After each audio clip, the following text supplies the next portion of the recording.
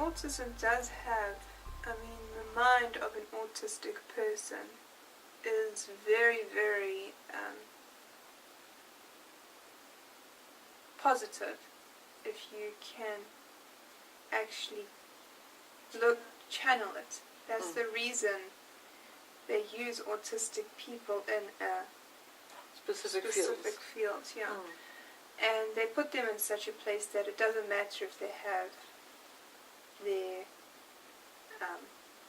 emotional problems, because they're in a correct environment that they can do the work. And if they have a little freak out, or they also create the environment to suit an autistic person, so the people around them know these are the things you don't do, this is what you don't say, this is what you don't wear, behave, whatever. Just avoid using this word because it upsets them. And don't wear red because he'll cry, and don't, So their world becomes incredibly limited, but then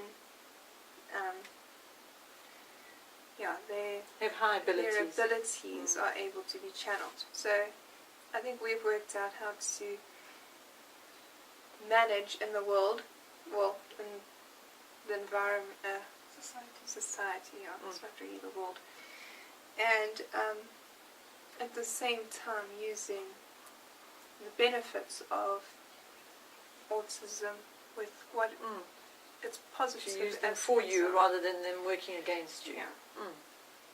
And there's many positive, many positive, and people are discovering that in Missy as well. We discovered it from years and years and years ago when she was just a little girl.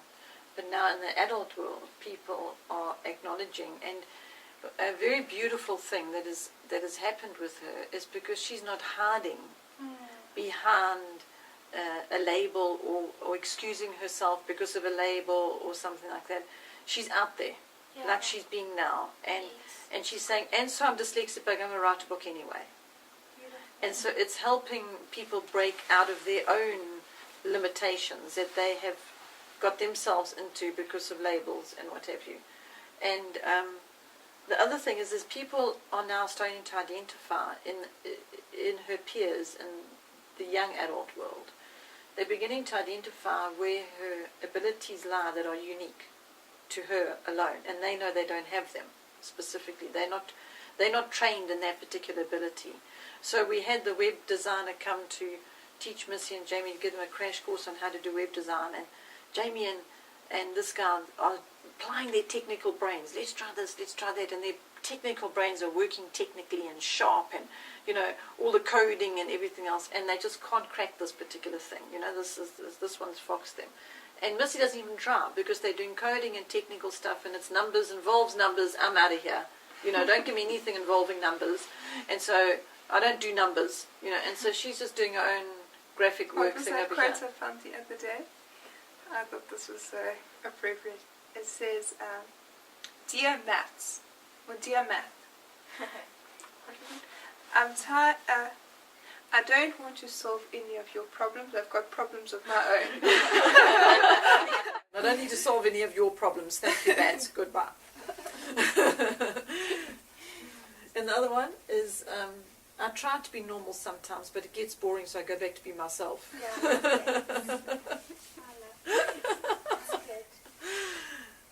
So now they're sitting there trying to crack this problem, and they're just like, okay, we can't solve this one.